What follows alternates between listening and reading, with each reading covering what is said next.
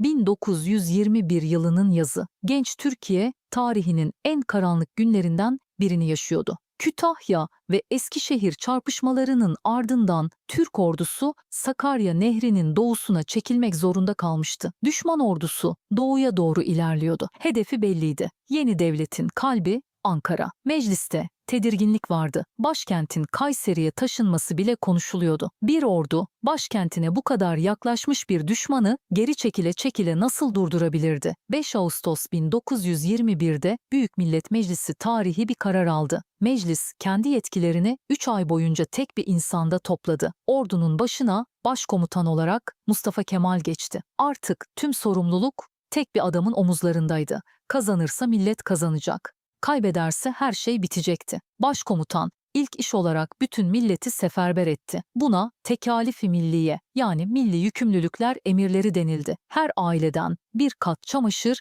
bir çift çorap ve çarık istendi. Elde kalan yiyeceğin, giyeceğin ve taşıtın 1/40'ı orduya verildi ve başkomutan tarihe geçen o emri verdi. Savunulacak bir çizgi yoktur, savunulacak bir yüzey vardır. O yüzey bütün vatandır. Vatanın her karış toprağı vatandaşın kanıyla sulanmadıkça düşmana bırakılamazdı. Geri çekilmek yasaklanmıştı. 23 Ağustos 1921 Sakarya Meydan Muharebesi başladı. Cephe 100 kilometreyi aşıyordu. Çal Dağı, Mangal Dağı ve Haymana önlerinde kıyasıya çarpışıldı. Tepeler günde birkaç kez el değiştiriyordu. Bir alınıyor, bir kaybediliyordu. Çarpışmaların çoğu göğüs göğüseydi. Gece karanlığında süngüler konuşuyor, aynı mevzi bir gecede defalarca el değiştiriyordu. Ama hat inatla ayakta kaldı. 22 gün boyunca ne cephe çöktü, ne de milletin direnme umudu. Muharebenin başında başkomutan attan düştü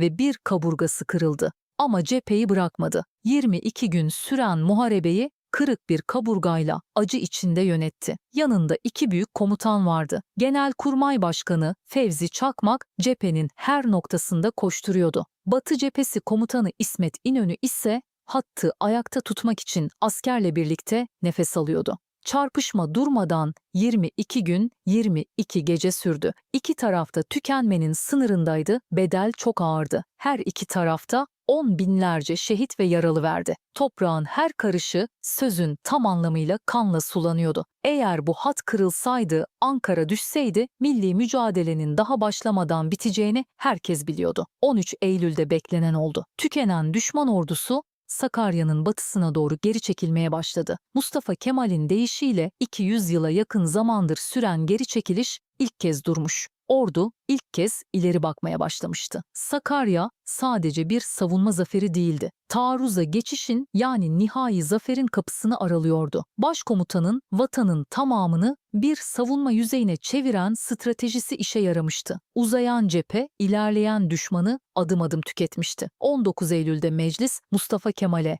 Mareşal rütbesini ve Gazi unvanını verdi. Artık o Gazi Mustafa Kemal'di. Bir milletin kaderiyle kendi kaderini birleştirmiş bir komutan. Zaferin haberi dünyaya yayıldı. Kısa süre sonra imzalanan antlaşmalar genç devletin elini diplomaside de güçlendirdi. Sakarya bir bitiş değildi. Bir yıl sonra kazanılacak olan büyük zaferin ilk işaretiydi. Peki bir milleti geri çekile çekile bittiği düşünülen bir anda ayağa kaldıran şey neydi? Sadece silah mı yoksa bir irade mi? Belki de cevap o kırık kaburgada saklıydı. Bir sonraki belgede görüşmek üzere, belgelerle kalın.